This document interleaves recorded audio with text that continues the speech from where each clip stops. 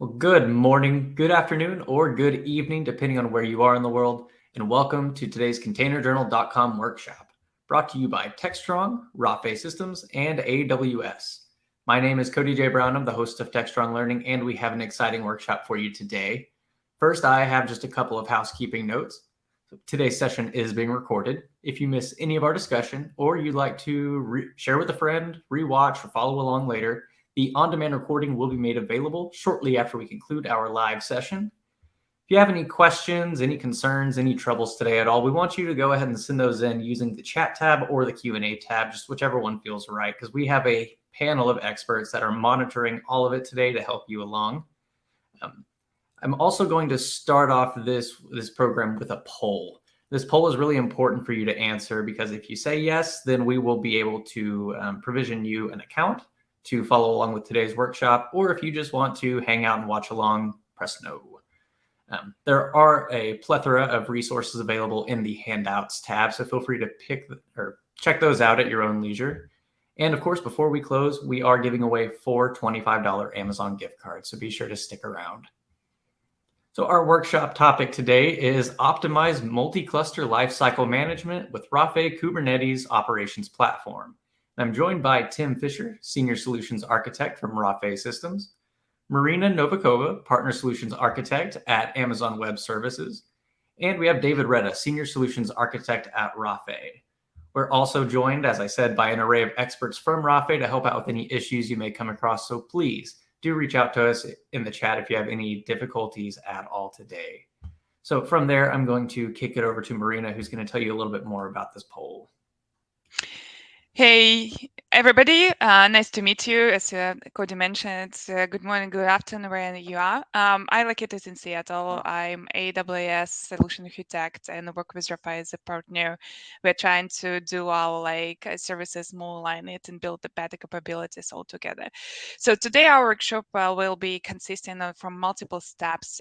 When we asking you if you're interested along the running the workshop, you basically will be doing the parallels with our team and the team driving the workshop as a steps to going through how you work with Rafay and AWS services. We'll provide you AWS account and Rafay account. But you're very welcome just to sit, relax, drink your morning coffee or afternoon drink, and just look at the and get familiar with the solution. And we can follow up with a letter if you want to do it at your own pace. So just let us know. It's very important because we have to send you an invitation link and provide you with access to the preset up the accounts. So you're very welcome anytime. Engagement in the chat, question and answers. I will be happy to help you today. Welcome. I think, Tim, it's all yours right now. Great. Thank you very much, Marina. Welcome all. My name is Tim Fisher. I'm a Senior Solutions Architect here at Rafay Systems, focusing primarily on the user experience and user enablement. So I'm actually located on the East Coast in the Boston area, and I've been focused on hyper-converged architectures and disaster recovery for the last few years. And now I'm here at Rafay, focusing on Kubernetes and all that they have to offer, which is great. And we'll be diving into the operations platform shortly. So first, what I wanted to do was have a quick overview of the platform. We'll keep it very quick because I know you all want to get right into the hands-on portion of this event and actually see what the platform has to offer. So first, we'll go over a quick overview or have a quick overview, and then we'll go right into the workshop. So Marina and the team will be posting the workshop link for you in the chat session. You can follow along with the slides or the webpage that I'll be presenting at your leisure. So let me go ahead and share my screen so we can start going over the platform.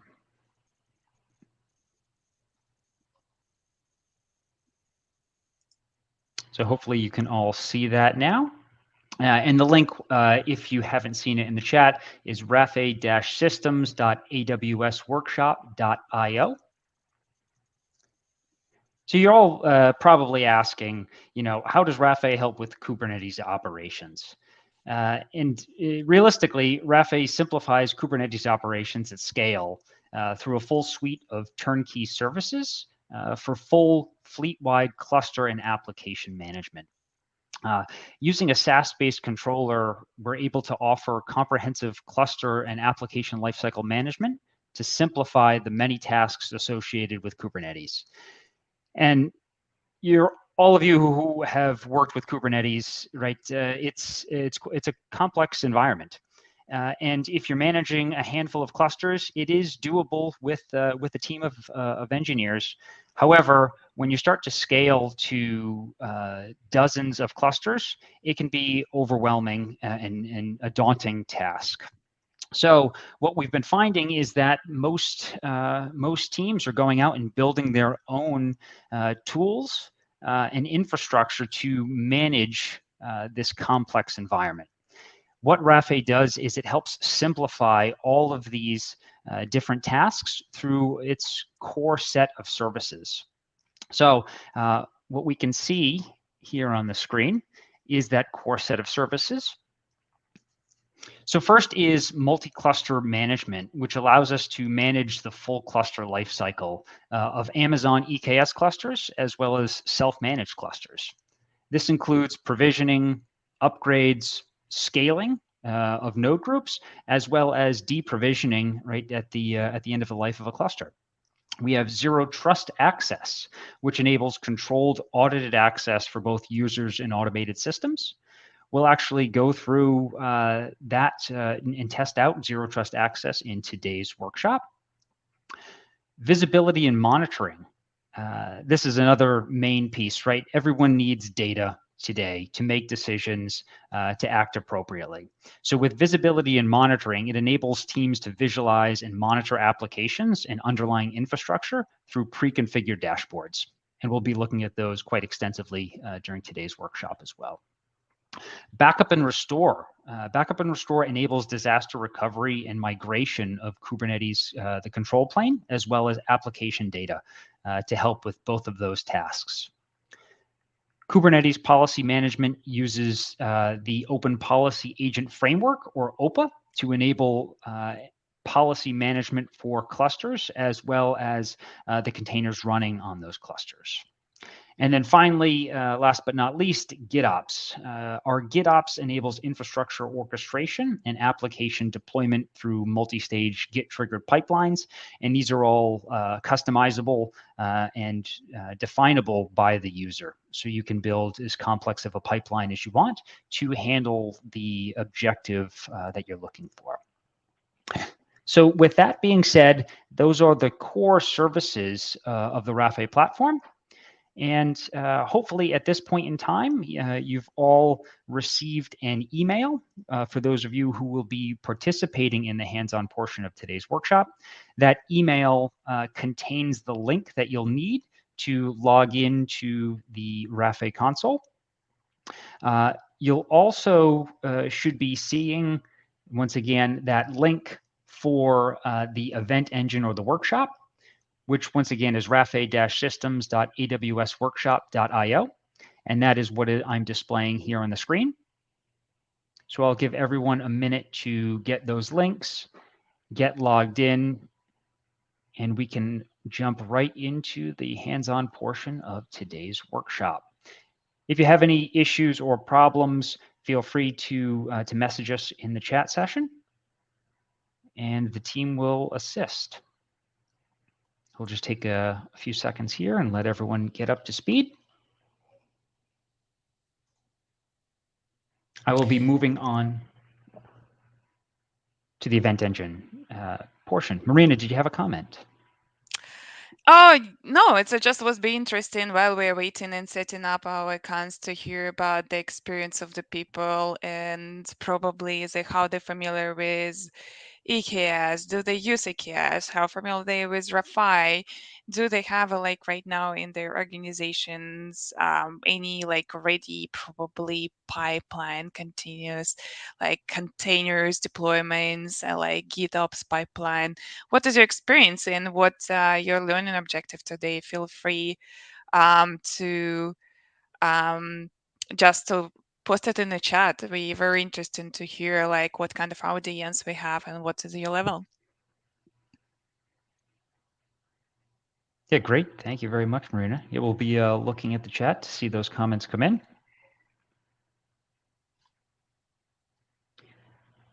So I just wanted to, while those comments are being populated, maybe I can talk a little bit more about the platform. So Rafay is mainly a SaaS-based platform that is hosted right in AWS. However, we do have a standalone option for those individuals who do need or do want to manage their own infrastructure. Right, there are the significant benefits of SaaS-based, so that's where most of the Rafay users focus. But once again, we do have an on-prem or self-managed offering if needed as well. But for today's workshop, we'll be using the SaaS platform, and that can be found online at console.rafay.co.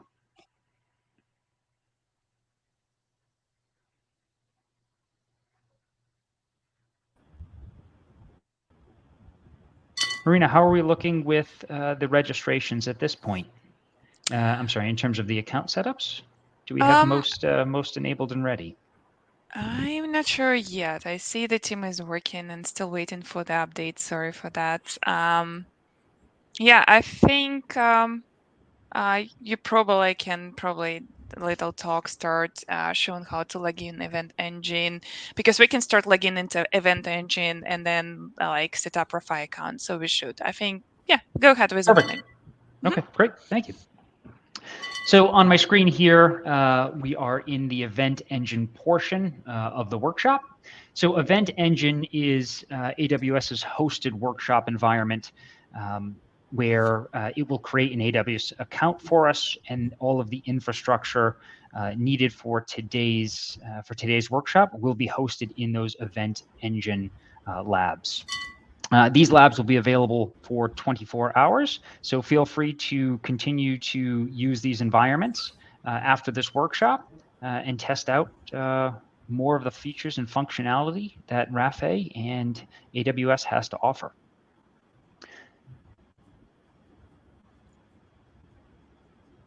So the first thing that we'll need to do is go to dashboard.eventengine.run.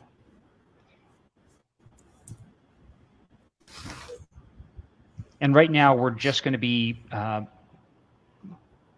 configuring the Event Engine environment.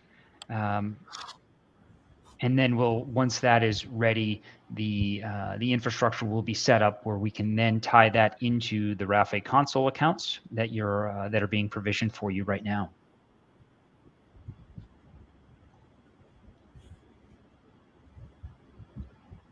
So once we are here at the Event Engine link, we'll enter in a hash, and the hash will actually give us access to that infrastructure.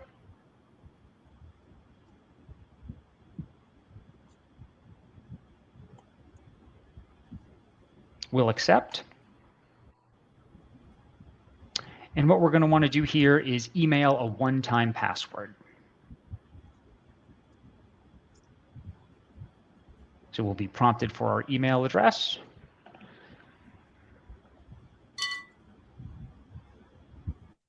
And we'll send that passcode. And in just a short moment, that passcode will be emailed to me. I will copy that and put that in for sign-in. And once again, we're just right now configuring the infrastructure for Event Engine so that we have access to EKS clusters.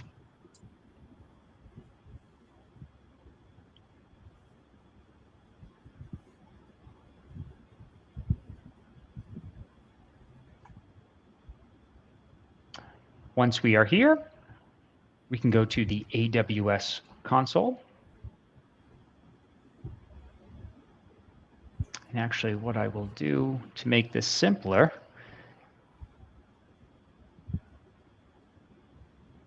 So I will split my screen so everyone can see what is actually happening within the workshop on the right-hand side, and then on the left, the actual consoles that we'll be using.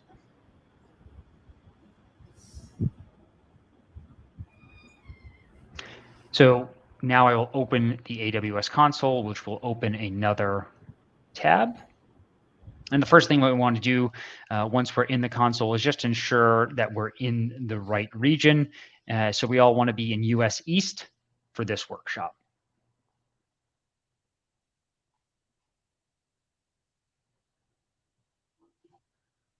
Once again, if you're having any issues with the hash logging into Event Engine,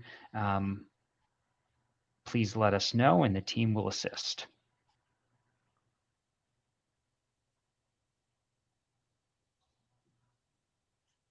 So next we'll be setting up the workspace. And in this case, we're going to be using Cloud9 for our environment. So we see Cloud9 is here on the dashboard, recently visited. We can open up that link. And then we can click on the EKS Lab IDE to open the IDE.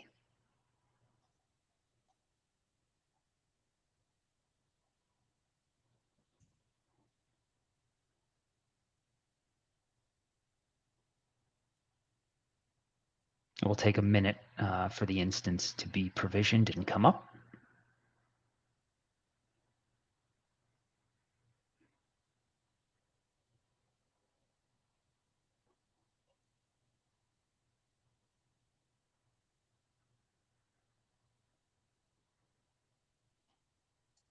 I'm just going to close the welcome page, close the terminal for now.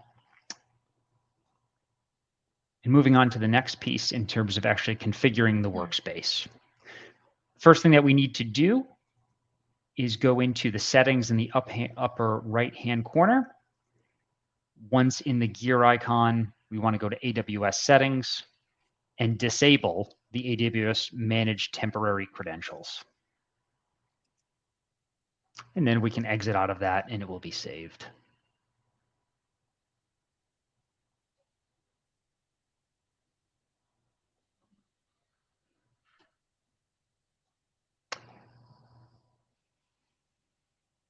So the next thing that we'll do is open a new terminal. So window, new terminal. And we need to configure this terminal with the appropriate AWS settings. So within the workshop lab, you can see we have a short set of commands here that will pre-configure everything for us. So what I can do is use the copy button, copy those commands, and I can paste those directly into the terminal. And hopefully at the end of this, we will see a response that says the IAM role is valid. If we do see that, then we're in good shape. Perfect. You can see that down here.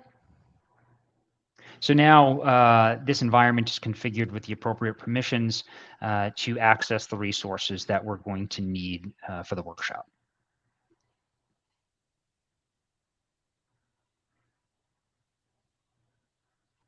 So I'll just take a few seconds here and let everyone catch up. Marina, maybe how are we looking with the Rafay accounts? Are those still being provisioned at this point? I think, yeah, almost everybody should receive email right now. Let us know if you see email coming from Rafay and you can start logging into Rafay. So let's get some first view at the Rafay dashboard and how like navigate through. Perfect. And I'll help with people who can't access Event Engine for some reason. I'll give a more direct link, so it's fine. We should be good. Just in 1 second.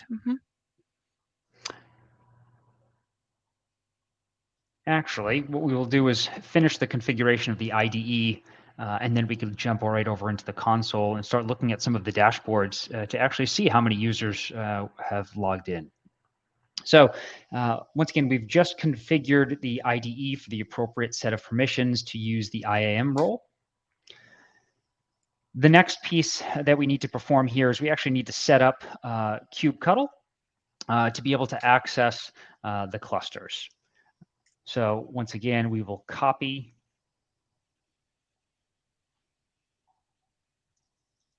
to the clipboard the commands to configure kubectl, and we will paste those into the terminal.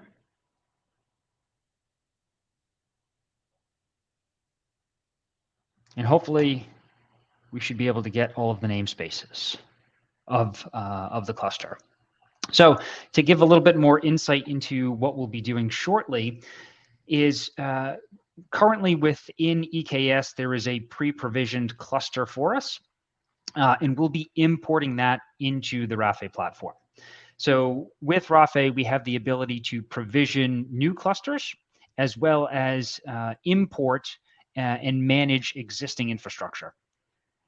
So right, if a group or organization does have existing infrastructure, it's not left out in the dark. Rafay can take that in and apply its services to those existing clusters. So great benefit there. So so that's the imported cluster. The next is once we have all of this backend configured, we're actually going to go through and use some automation techniques to provision a new cluster from a predefined cluster spec. So we'll have two clusters in our environment, a provisioned cluster as well as an imported cluster. So in the end, there will be two clusters per project. And let me talk a little bit about the Rafay organization in terms of its multi-tenancy or its architecture. So we have what's referred to as an organization. That's pretty much the highest level of multi-tenancy that we offer. Within that organization, we can have multiple projects. And if you've already logged into the Rafay console with your username and password, you've probably seen you're in an organization called AWS Workshop. And there are, I'll actually show it here on the screen. So I am logged into an organization, AWS Workshop. And within this organization, we have multiple projects. There are 75 different projects. You're each should be assigned to a single project. Within those projects, we can have clusters, multiple clusters within each project. So each one of these is an isolation boundary that we can control through permissions and roles that we can define within the Rafay platform. We can actually also integrate with the most common identity providers, Okta, others out there, and use those permissions, assign those users to particular roles, and limit their privileges or access to certain components or certain isolation boundaries. Once again, limiting users to clusters, namespaces, projects. So we have full control over what users can see and can do within the platform.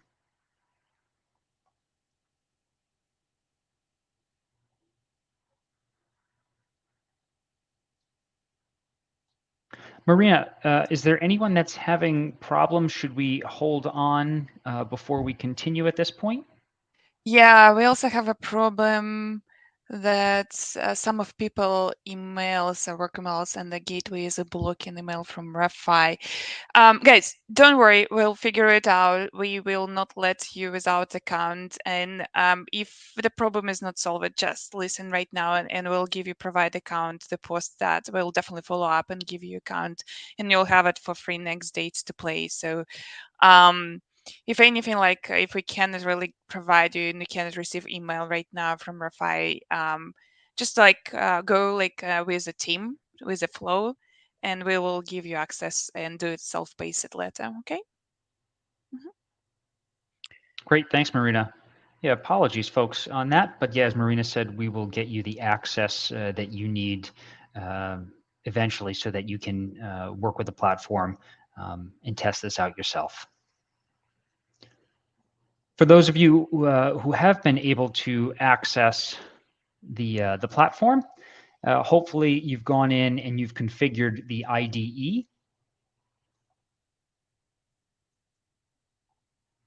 And you've been able to log into to the Rafay console.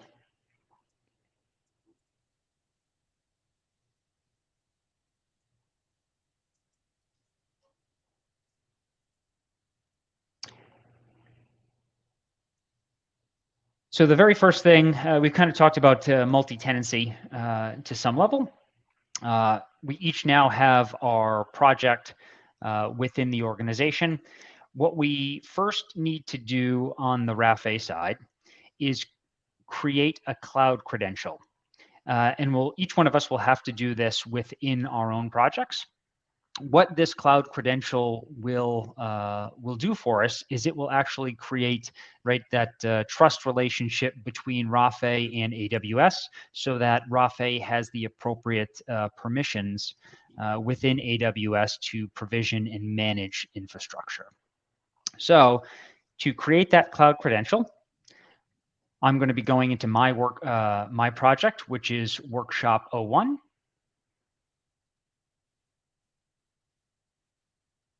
I will come down here on the left-hand side under Infrastructure to Cloud Credentials. I'm going to create a new credential. I'm going to give it a name. My recommendation would be you'll see a naming convention outlined here in the workshop. My recommendation would be to use this naming convention, follow along with it, as it will save you some typing when we go to modify some of the spec files for different resources that we'll be provisioning shortly. And in my case, I'm going to be using 01. So AWS-cloud credential -01. 01 is the number of the project that I am currently assigned to.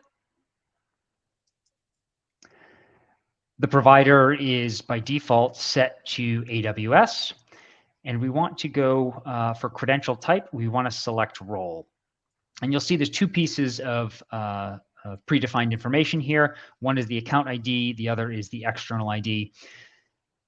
What we're going to be doing, and actually this is simplified in this workshop for us using a cloud formation stack template. The template will actually go out, create the IAM policy with the appropriate permissions that we'll need, and then it will create a role and assign that policy to it. It will use the external ID identified here, as well as the account ID, to create the appropriate association needed to allow the Rafay account access to the AWS account.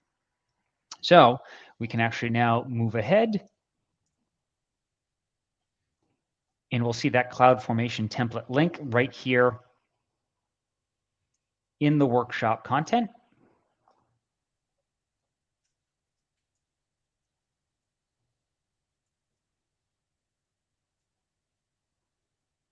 If I click on that link, it will load the template. I can select Next.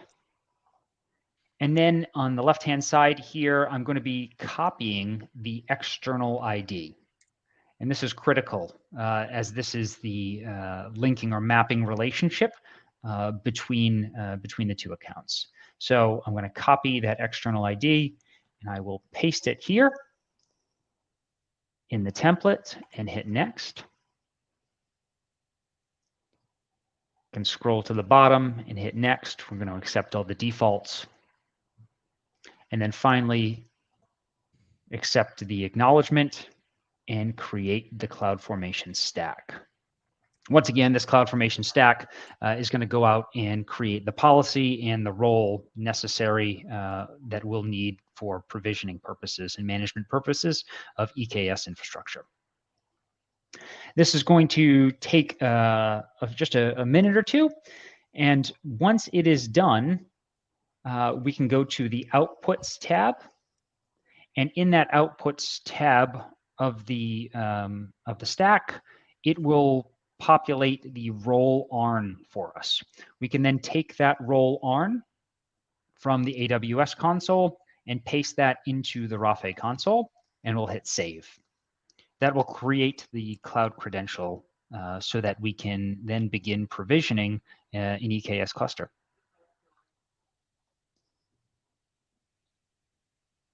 So I refreshed, and in the value column, I have that role ARN. So I will copy that, go back, and paste that in.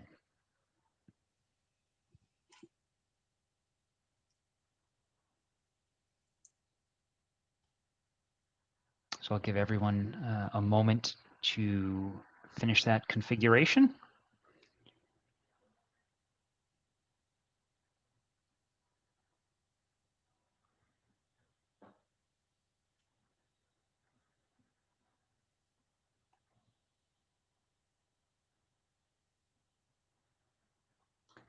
So I'll click Save, and now we can see the cloud credential is created in the Rafay platform. There's also a button on the right that says Validate.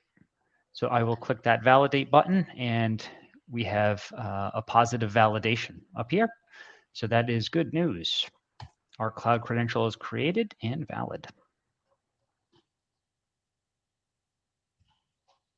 And actually, while everyone is still going through that, one thing I will show here on the AWS side is if I go to EKS, I should see a single cluster currently, and this is the pre-provisioned EKS cluster that we will be importing shortly. In just a little bit, once we begin the provisioning process, we should see another cluster populate here in EKS.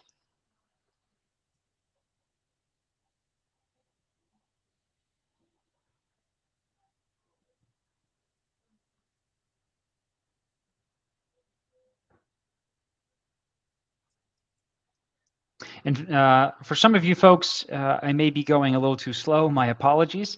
Feel free. You're more than welcome to go at your own pace and follow the instructions. And if needed, you can always stop and watch what I'm doing or ask any questions to the team who can assist. But feel free to go at your own pace. So Rafay has multiple ways of or multiple methods of automation. We have API, your typical REST APIs for user actions. We also have what is known as rcutl. Rcutl is our CLI-based utility, that's what we'll be using today to provision all of our infrastructure. So what we'll need to do is go back into our IDE environment, and we need to download and configure rcutl. So what I will do is I will copy this curl command and paste that into my IDE session, and that will download and extract rcutl. I'll then set the environment path. And you should, once again, be able to copy and paste all of these commands from the workshop right into the IDE session, hopefully making it easy on you. Now, so rcutl is configured. I should say the application is available. However, it's not configured to communicate to the Rafay environment. So what we need to do is go back into the Rafay console. We're going to go click on the Home button. We're going to go to My Tools, and we're going to download the CLI config. This is a JSON file with the access credentials that we will pass to the rcutl command utility so that we can have access into our organization and projects. Once that is in place, we'll be able to start using our Cuddle for provisioning purposes.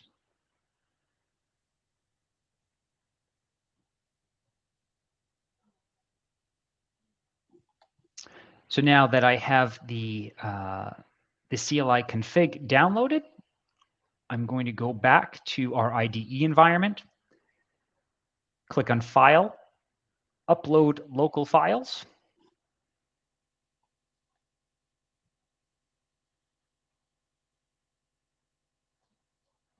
I will select that file that we just downloaded.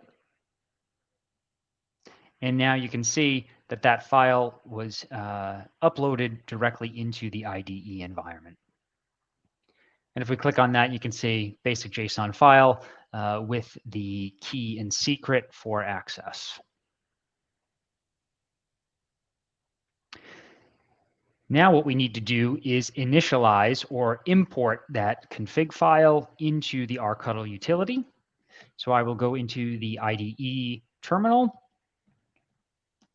and I will run the command rcuddle config init, and then the name of the file.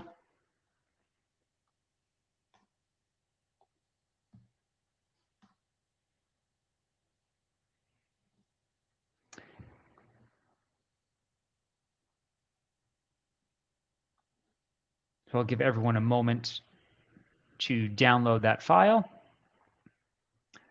and import it into rcuddle.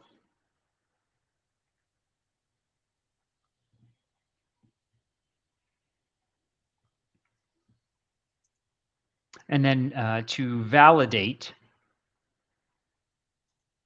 that the upload or the import of the config file was successful, we can run an rcuddle config show command. And you can see that it was successful. However, one thing to note is that the project currently is set to the default project. What we're going to want to do is modify this and set the project, I should say the default project, associated with rcuddle to the projects that that each one of us is associated with.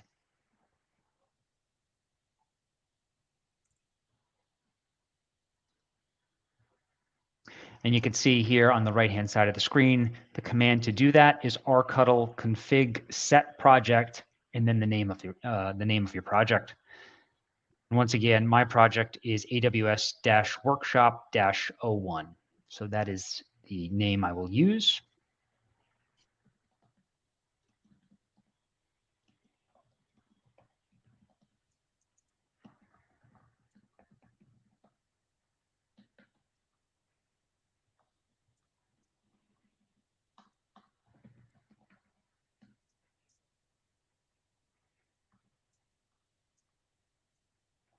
And if I go ahead and run the rcuddle config show command again, we should hopefully see that the project has now been set to my respective project.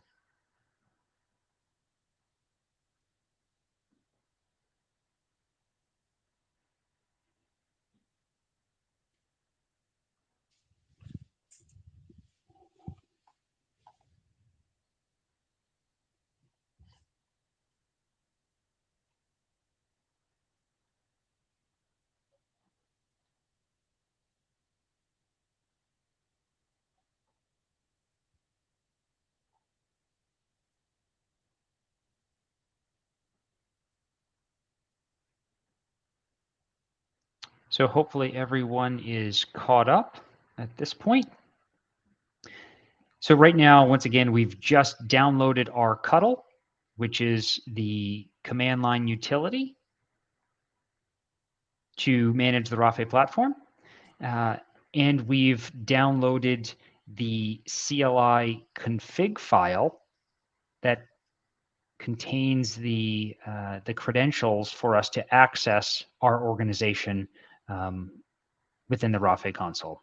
And we've imported that CLI config file to the rctl command utility, so we have full access through the command line tool to our environment. The next thing that we want to do is actually clone a Git repository.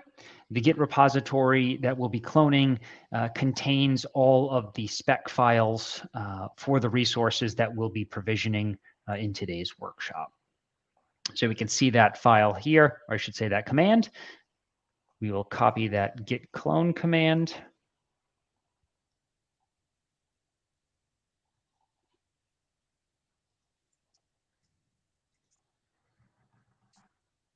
And paste that into our terminal.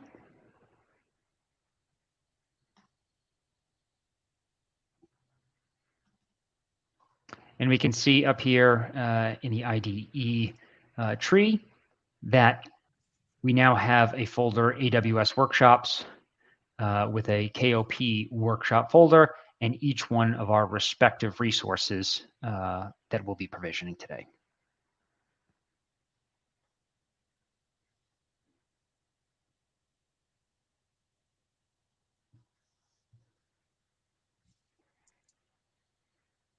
So at this point, we should be ready to actually start provisioning resources. Yeah, all of the work thus far was just setting up the environment for the workshop today.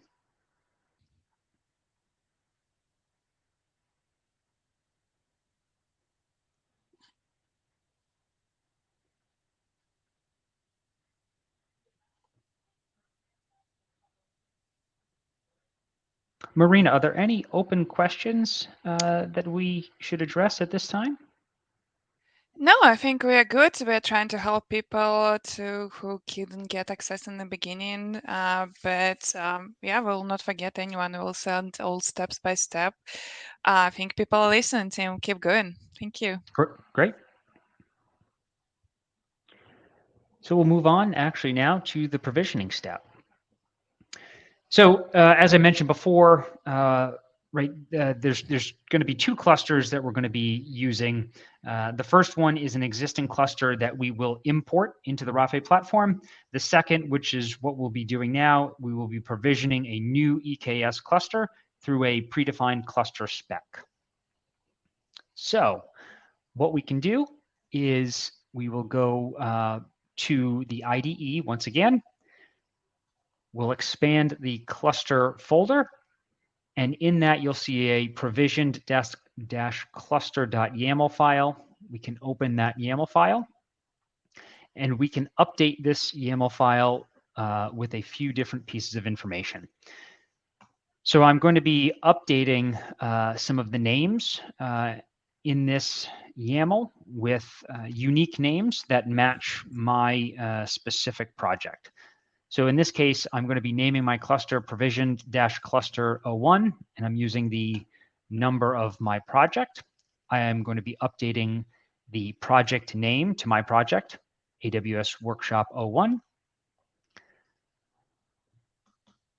If you used, we need to update the cloud provider, which is the cloud credential that we created. If you used a different name, for your cloud credential, you'll want to make sure to enter that here.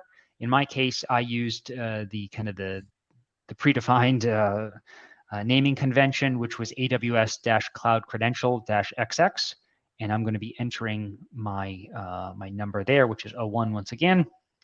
And then finally, we're going to update the last cluster name. So there are 4 lines that we need to modify in this cluster spec. Once I've modified those lines, I can save that file, Control S. If you want, you can actually close out of the file too if you didn't save it, and it will prompt you to save that way as well.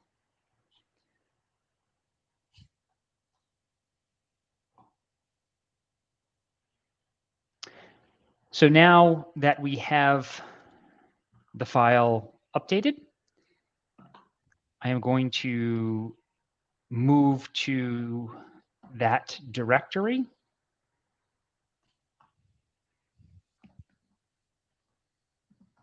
which is the cluster directory. we should see that provision-cluster YAML. And then I am going to copy the rcutl apply command here.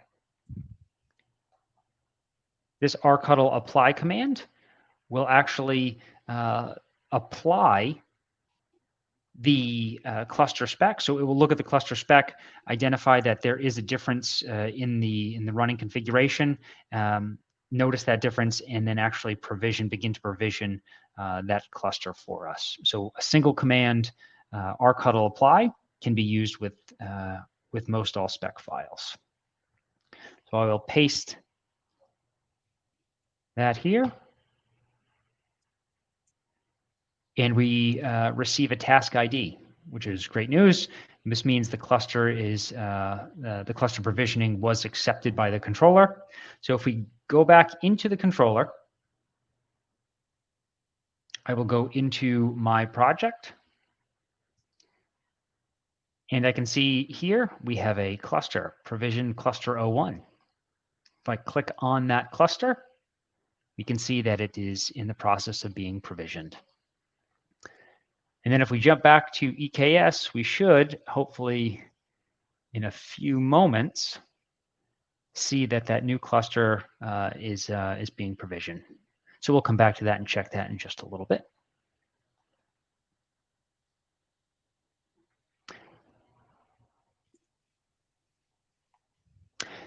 The next piece, step 2, is importing a cluster.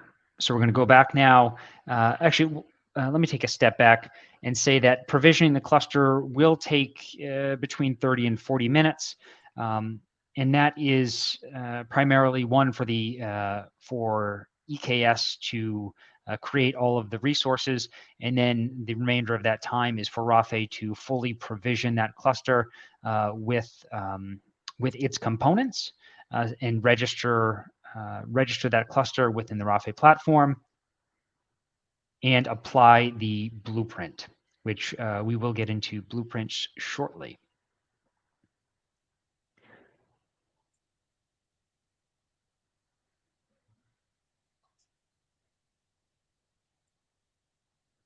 So once again, very easy right through a cluster spec to provision a cluster. All of this can be tied into GitOps pipelines to simplify the automation and build out of large scale environments. And with that rcutl apply command, once again, if there's any deviation between specs, rcutl apply will identify those deviations in those spec files compared to the running config and make those changes for you. So a very powerful command there, rcutl apply.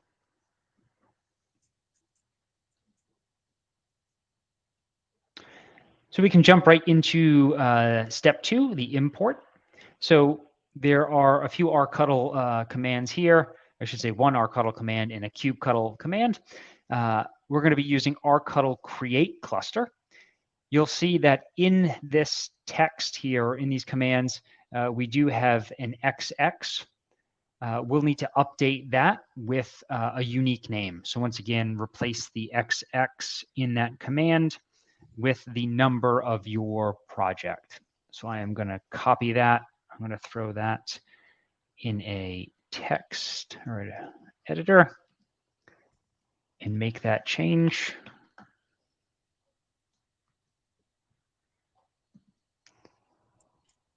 I'll copy that update. I'll move back to the IDE.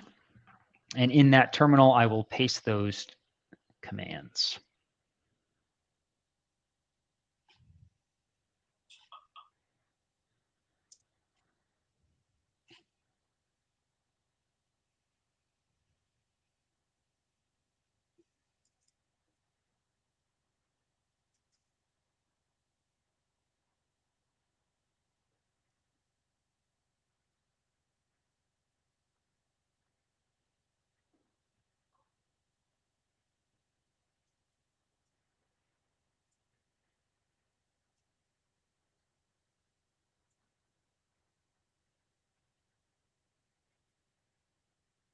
The import is much faster than a fresh provision. It should only take somewhere between 5 and 10 minutes to import an existing cluster, apply the blueprint, and provision all of the Rafay components on that cluster.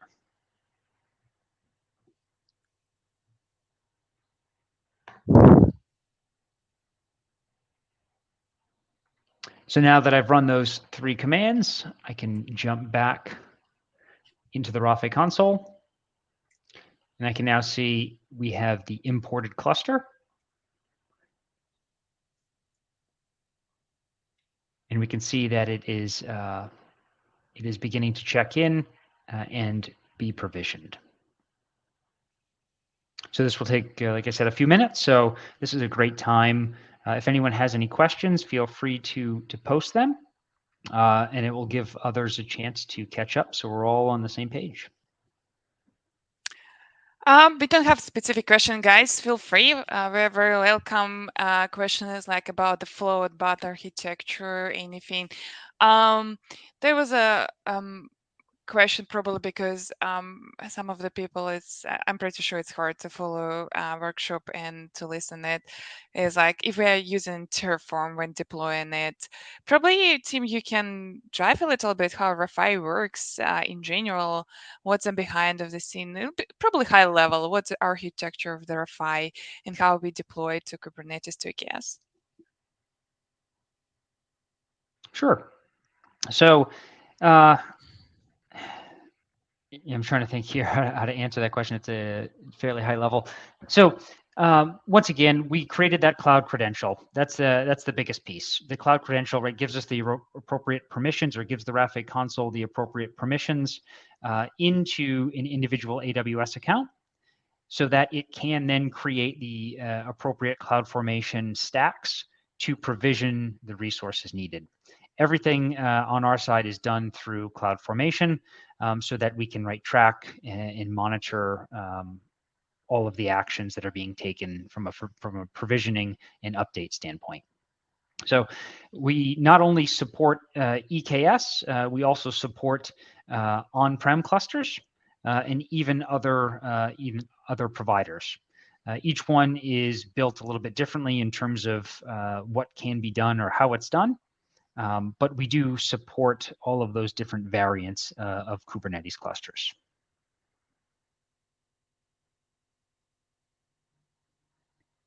Thank you, Tim. Any other questions? Oh, let us know if you need help to catch up. Otherwise, Tim, yeah, let's try to move slowly through them.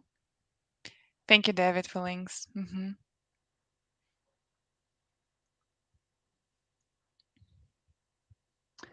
So we can see now on the screen, the check-in was complete. The namespaces were created and synchronized, and the blueprint sync just completed. And here, my apologies for the small screen and the overlapping text, but you should be able to see, these were the add-ons that were provisioned as part of the Rafay infrastructure namespace. These are the containers that were provisioned for the Rafay system namespace. All of these are part of the blueprint that we applied to this imported cluster.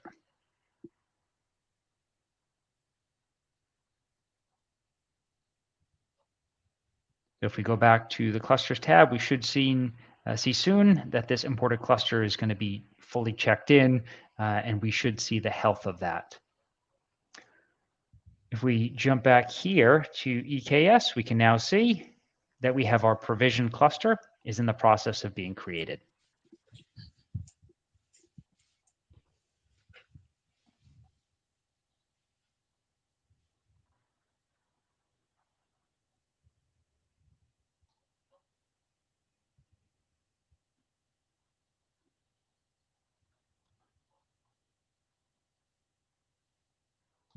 In the next section, we'll actually talk about the visibility and monitoring service that Rafay offers.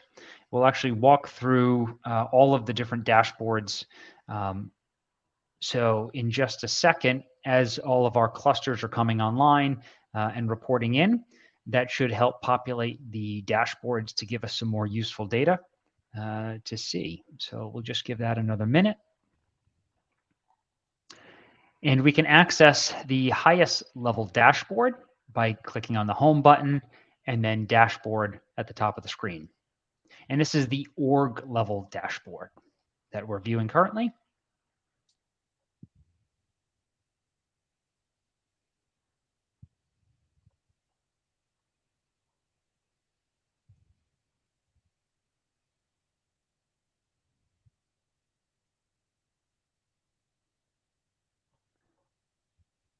So you can see on the screen here, we currently have 44 users registered. 19 of us are actually active.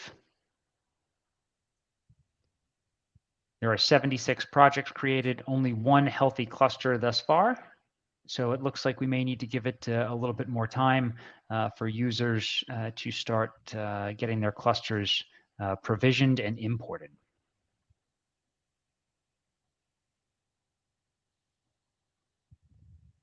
So this, once again, is the organization level dashboard. So this is our highest level. You can see that each one of these tabs or sections is clickable, and we are able to gather more information for each one of those sections and then drill down into each one of those different components. So in this case, we can see all of the projects, how many clusters and workloads per project. And then we have the ability to go to that project. So drilling down. Now we can see that we are at the cluster level dashboard. I'm sorry, this is the project level dashboard. And this is my project, which is 01. And I only have one cluster in it thus far. The other cluster is still being provisioned at the time. So this is my imported cluster. If I click this, I can see my imported cluster and some basic information. The blueprint that's applied, the version, the Kubernetes version. We'll go deeper into that in just a moment. I just want to focus on some other pieces of this dashboard. We can see we have audit logs here. So this shows what was actually done. And in this case, the cluster was created 8 minutes ago. We could see resource utilization. So your basics there, CPU, memory, storage. Our distribution chart, which can show the versions, the environments, are these imported? Are they EKS?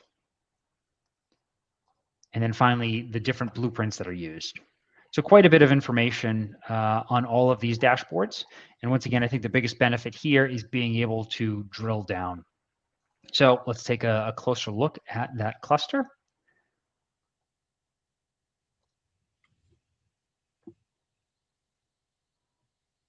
So we're now at the cluster level dashboard. And this right here shows our cluster health as well as those resource utilization charts for this specific cluster. So all of those charts at the higher levels are roll-ups.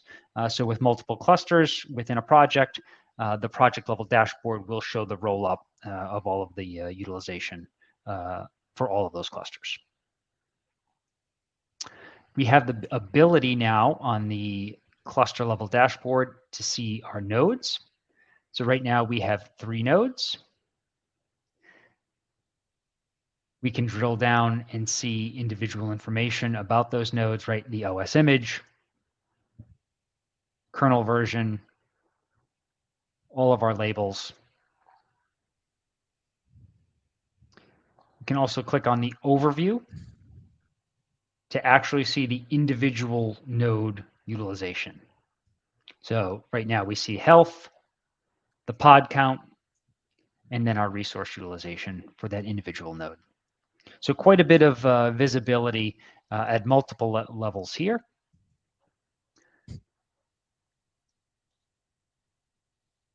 We can also go to the configuration to see a little bit more about the actual resources provisioned or applied to that node. In this case, 2 cores, 8 gigabytes of memory. If we go back to the cluster level and we go to resources, we can now see all of the different resources provisioned within this cluster. So we can select by the different namespaces. We can see the events per namespace. And I think probably one of the most popular and useful is the pod section. So we can see all of the pods by namespace.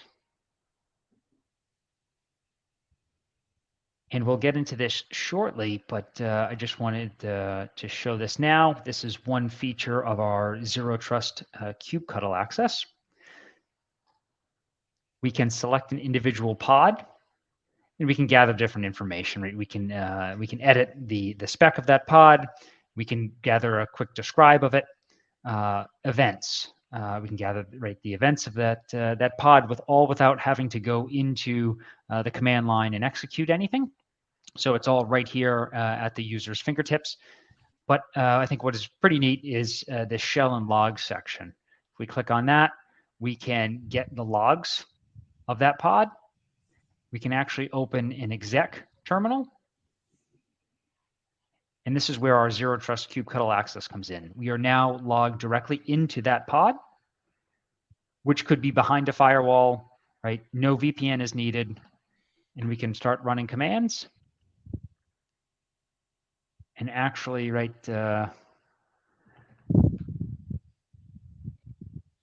get full access into that pod.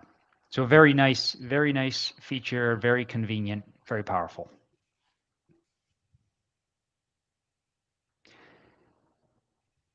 So once again, this is, you can drill down as far as you want.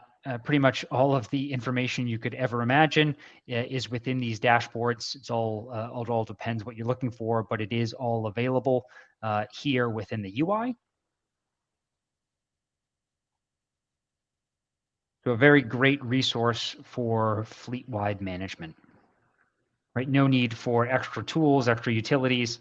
Everything is here through the console at the user's fingertips. So I'm going to jump back to our cluster section and actually just take a quick look at our provision cluster, and it is still provisioning.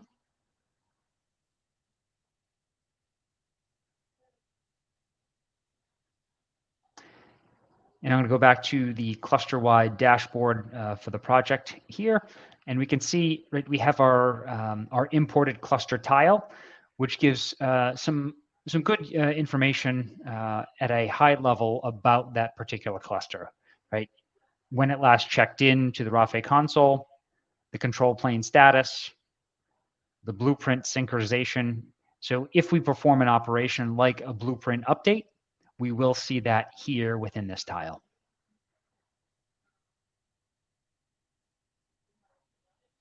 So that is just a quick overview of the monitoring and visibility and what the platform has to offer in that for that service. So feel free to click around, explore, and if you have any questions, feel free to let us know. In the next section, we'll actually start talking more about zero trust access. So I'll give everyone a minute to continue looking at those different monitoring and visibility dashboards and the UI itself. Now that your clusters are being provisioned or are provisioned, and once we're done there, we'll jump right into testing out zero trust access.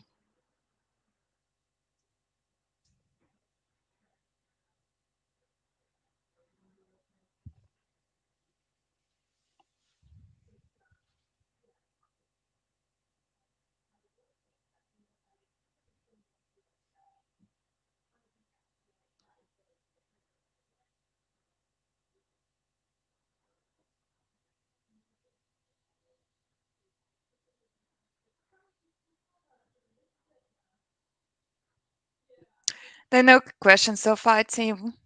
I think it's a lot to consume. I bet. I bet.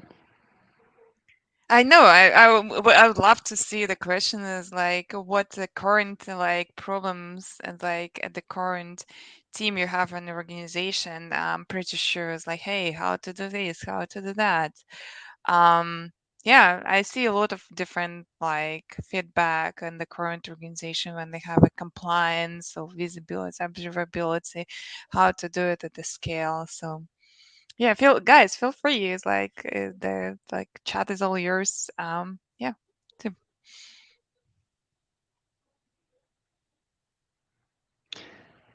Actually, yeah, you brought up, you mentioned a word there, Marina, compliance, which we didn't talk about much.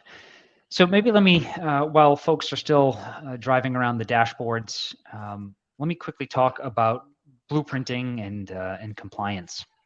So we have a feature called blueprints, which you probably saw before when we were looking at our cluster spec file, that we defined a blueprint for that particular cluster.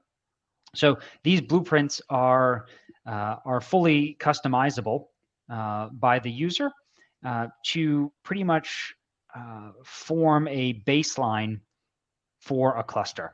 So you can create a single blueprint with add-ons, different configuration details, specifics around versioning that the cluster is provisioned with and should abide by.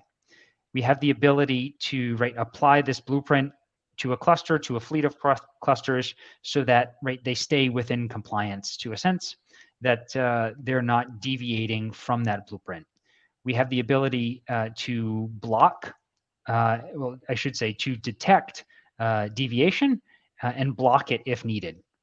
So the blueprint is very powerful in terms of keeping clusters defined as the user wants to meet the standards of the business. That's an interesting like conversation team is like can we talk a little bit then about Rafay and GitOps? Sure. In terms of the GitOps service, is that what you mean? Sure. About like how to implement probably GitOps practices with Rafay like product inside of organization, and what kind of like solution ready pipelines we have, and what kind of integrations we have. Sure. So actually, let me on my screen here. Oh, good news. Our cluster is getting closer to being provisioned. And actually, you can see here this upgrade available. We provisioned this this cluster with an older version of Kubernetes 1.2. So the system identifies or knows that we're running an out-of-date version, and it gives us the ability to upgrade. So we could click this and perform the upgrade right through the console here. And all of these actions, kind of to Marina's previous question around GitOps, can be automated through different pipelines. All of these spec files can be managed within your within your Git repositories as code, and then we can use those Git pipelines to pull that that fully defined spec file from your Git repository and make the updates as needed. So very easy for fleet-wide management through Git pipelines. So in this case, we're seeing that there's an update needed, and we could upgrade that now. We're not going to, just because it is still in the process of bootstrapping. But if we go back over to the left-hand side, we can see we have a GitOps section. And we can define our pipelines here. So these are multi-stage pipelines that can tie, that are triggered through multiple different methods, webhooks, repo changes. All of that can be defined as trigger variables for each pipeline. And those pipelines can be built for upgrade purposes, deployment purposes, validation. So whatever you need your pipelines to be, we can build those out here within the platform, and those will be executed as needed. We do offer a Terraform provider. So if you wanted to build your pipelines through or with Terraform, I should say, if you want your pipelines to use Terraform, we do offer that as a capability as well. So very versatile in what we can offer through our GitOps pipeline service. So we have about 20 minutes left for the workshop, and we have 2 more sections to go. So hopefully everyone is caught up and we can continue on. So now we're going to be talking about the zero trust kubectl access. So I think this is a very powerful feature of the platform. We saw before, right, we could access a particular pod, right, just from a few clicks and get into the shell of that pod. What the Zero Trust kubectl service will allow us to do is it doesn't actually reach out. It waits for a heartbeat, if you will, from the cluster, which only requires port 443 connectivity outbound. And then once our controller sees that heartbeat, if there is a request for access into that particular cluster or pod, Zero Trust kubectl will then initiate the connection between the user and that outbound connection from the pod and establish a session. And that is a just-in-time session where we create a service account on the cluster itself, which the service account has the appropriate permissions, or I should say the configured permissions of the user that requested access. So if a user in the Rafay console only has access to certain namespaces of a cluster, they will only have access to those particular namespaces based on the just-in-time service account that was created within the cluster. So the role-based access control can be tied into or used alongside of ZTKA, Zero Trust kubectl access, to limit the user's access. So what we can do now is we'll go back to clusters. I'm going to be using my imported cluster, just as that is actually both are fully ready. But on the imported cluster, we'll see here we have a kubectl tile. We can click that, and we can see that we now have a kubectl session. And what's nice about using kubectl here within the console, right, is everything is prefixed with kubectl, so no need to type in the command repetitively. It is also we do have tab completion, so this does make it very easy to actually see what the options are. No need for memorizing all of the different configurations, naming conventions, so forth. All of that is available through tab completion here. So what I first want to do, we'll scroll down. We're going to actually get those service accounts. So if you recall, I just mentioned for us to gain access into this cluster, what happened was we made a request by clicking on the kubectl button. The controller then waited for the cluster to reach out to it and then established this secure session into it. Once it secured that session, it created our service account with the permissions of my user. So if I do a kubectl get service account, and we'll give it, and you can see the tab completion here. I'm going to use the namespace Rafay system. We can see my user was created a service account 22 minutes ago. And that's actually because 22 minutes ago, I had executed, I used Zero Trust kubectl access to get into that pod for when I was executing to look around in that pod. So that's why that time is 22 minutes. For most of you, you should see that time. It should just be a minute or just a few seconds when you test this out.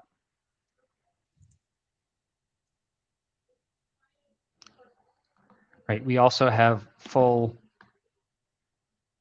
access here and get all of the namespaces. So all of your kubectl commands are available. And now what is great about this? It is the ability to audit users and their actions. So I just kubectled into a cluster. I've run multiple commands. If I then go to our home button, system, audit logs,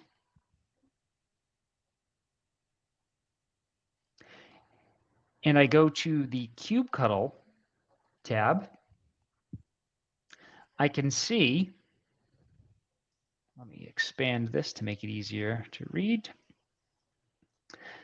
I can see, right, the date, the user, and all of the information about the particular command and when that I ran. So we have full auditability here when using Zero Trust kubectl access. Right, my get pod, my get namespace, my service account. So very nice for audit purposes. And all of this data can be exported, filtered, manipulated as needed for your needs.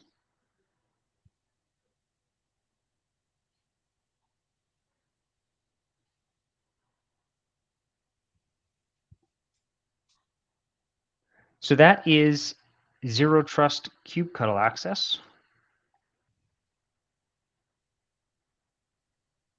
Are there any questions on that service?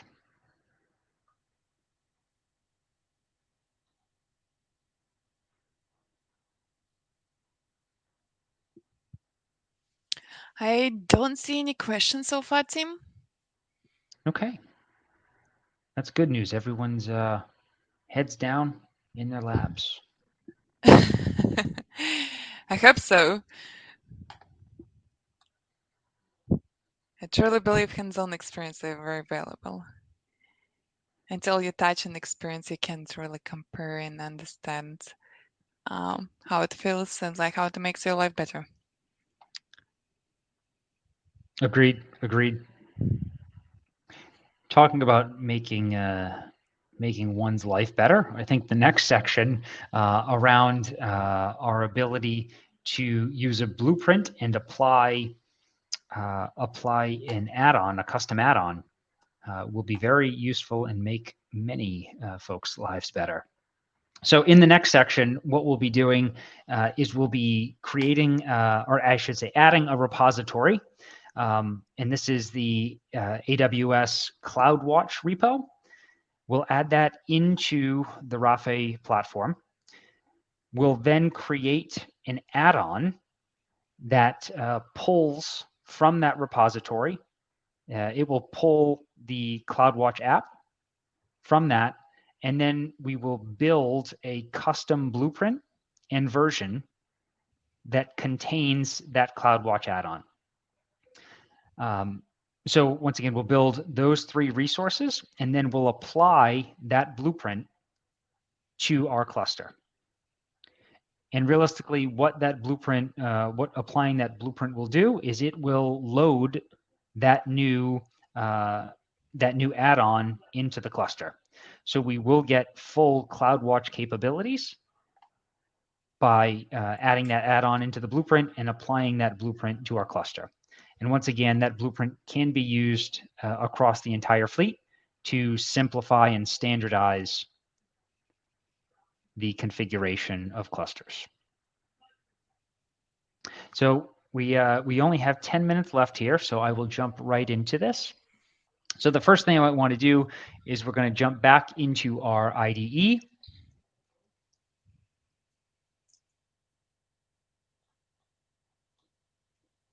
and we're going to create that repository. So if we go to, on the left-hand pane, if we go to the repository directory, we open that, we will see the definition here for the Cloudwatch repo, which is right aws.github.io. I'll then copy the command to create the repository.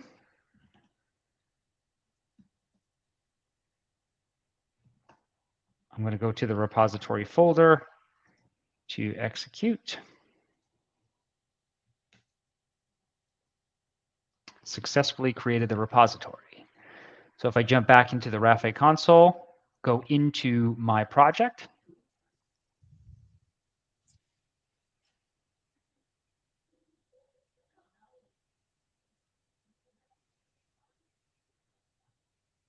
I'm going to go down to integrations and go to repositories. And we see our Cloudwatch repo that was just added. I'll validate that to make sure we can connect to it, and we can. Great. So we've just added a repository. And now what we'll do is we'll build out an add-on that pulls from that repository.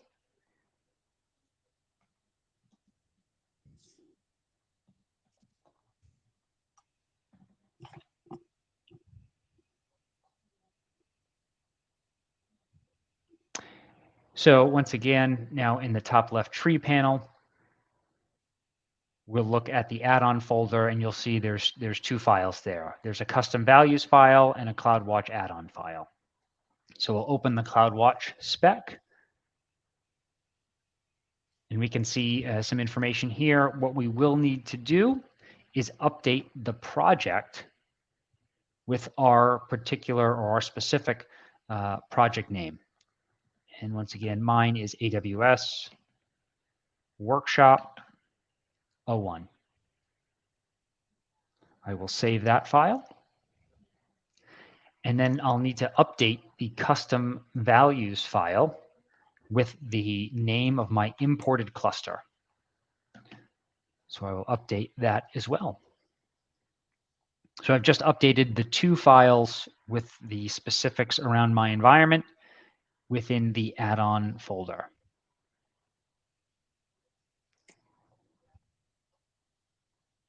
What I'll then do is use rctl and the create add-on command to create that add-on. So I'll copy the command and paste that into the terminal.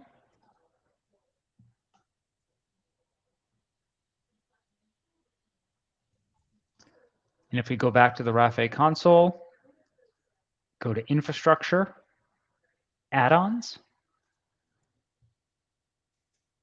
we should see we have our Cloudwatch add-on added. We're looking good so far. Next, we want to actually build out our blueprint, which will then contain that add-on.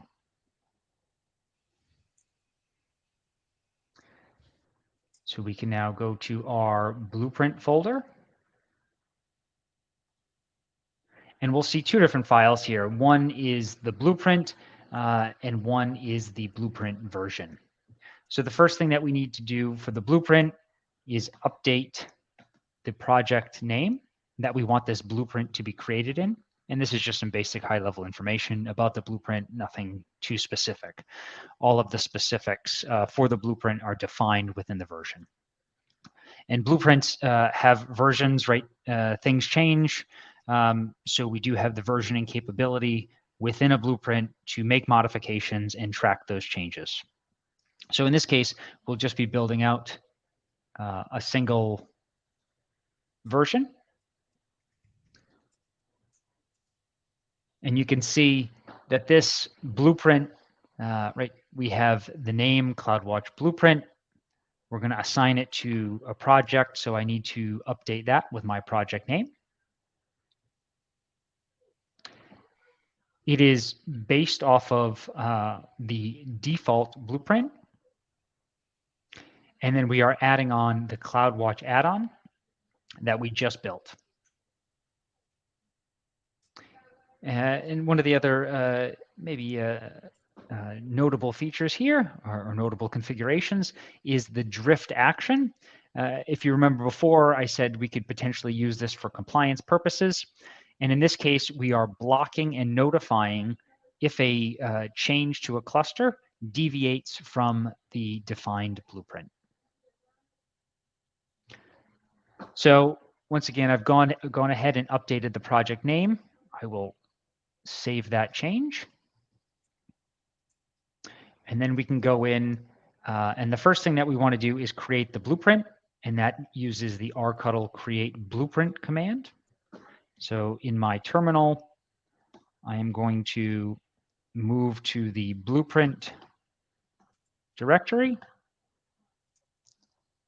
I will copy the blueprint command, paste that in the terminal, and that will create the blueprint. So if we were to jump now into the console and go to blueprints, we will see a blueprint, but it does not have a version yet. Right, this is just pretty much a blank canvas for us. So what we'll do now is we will apply or create that blueprint version. So I will now copy the blueprint version command. So rctl create blueprint version.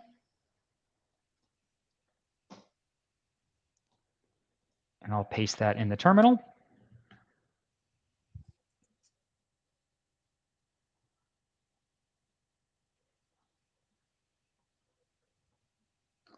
And now if we refresh, we should see a blueprint version. Perfect. And now, last but not least, we want to apply this blueprint to the cluster, which is a simple one-liner. So I will copy that command. I'm going to put it back in my text editor because we want to update the cluster name. So rctl update cluster with the cluster name. I will copy that command. We'll jump back to the terminal, paste that in.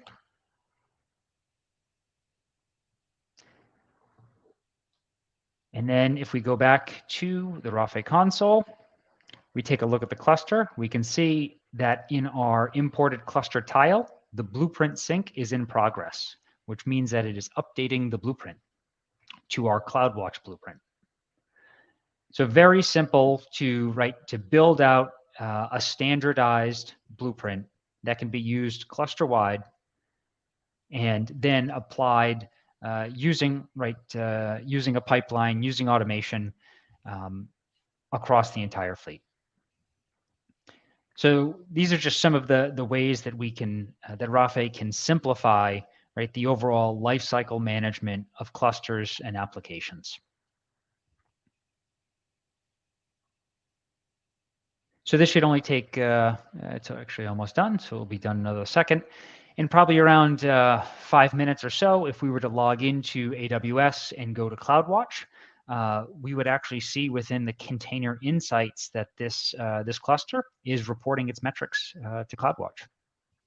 So very, very nice there. I know we only have a few minutes left. The very last step in this workshop is to deprovision the infrastructure, which is just 2 simple rctl commands. I'm not going to do that now. I don't. If you would like to use this this setup for another 24 hours, feel free to do so. So you don't need to follow that last step in terms of deprovisioning. Marina, any? I know we're running out of time. Is there anything else we should share or cover in the last few minutes? Yeah, we just have 1 minute left. I think we just need to say thank you for everybody to spend the last 19 minutes with us. We hope it was really helpful. Hopefully you learned something. No worries. We will send you the recording link. We'll send you workshop link, and the AWS accounts will be still available for next 2 days. So find an hour for yourself to go in a self-paced time and to dive deeper into specific features of Rafay, and let us know back if you have any questions. You're welcome to find me on LinkedIn as well as the team. As Rafay team will provide you contacts information. Yeah, good luck with experimentation, and you're always welcome for any questions back. Team, back to you. Great, yeah. Thank you, Marina, and thank you all for your attendance and participation today. Like Marina said, feel free to reach out. If you'd like to reach out to me directly, if you have any questions, feel free. My email address is tim@rafay.co, not .com, .co. So feel free to contact me if you have any questions, and we'll get you set up with the right resources to move forward. Awesome. Well, Tim, Marina, and to our entire staff, support staff, we thank you so much for joining us. We really appreciate all of the work and the dedication and all of the schedule altering that had to go into putting this workshop together. So I really hope our audience was able to get something from this. And I'd like to remind our audience that this session was in fact recorded. So if you would like to rewatch, refollow along, or maybe just you want to hear Tim's voice for another 90 minutes, you will be receiving a link via email to access the on-demand recording, or you can find the recording living on the Container Journal website at containerjournal.com/webinars, and just be sure to look in the on-demand section. So as promised at the top of the workshop, we do have 4 $25 Amazon gift cards to give out. Our first winner is Jawad C. Our second winner is Shabir C. Our third winner is Jason E. And our fourth and final winner is Habib K. So to our 4 winners, congratulations. Please keep an eye on your inbox to claim that gift card. But if you don't happen to see that email, please check your spam folder. So Rafay, to Rafay Systems and AWS, thank you so much for sponsoring today's webinar. To our panel, again, thank you so much for being here to help along. And to our audience, thank you so much for joining us. We ask for 1 extra moment of your time for a brief survey that will pop up on your screen as soon as we close out. But otherwise, we do hope to see everyone at an upcoming Techstrong Learning program. Everyone, have a great rest of your day.